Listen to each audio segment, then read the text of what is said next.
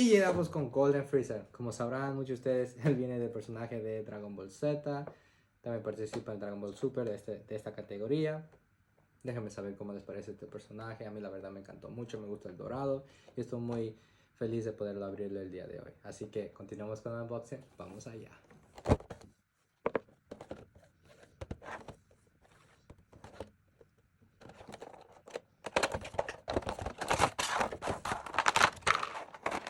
Y aquí está el personaje Frieza. Como pueden ver, tiene su poder fuera en su mano. No sé cómo se llame, pero me encanta el color.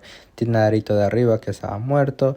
Pero bueno, déjenme en los comentarios qué otro personaje debería abrir. Hasta la próxima. Chao.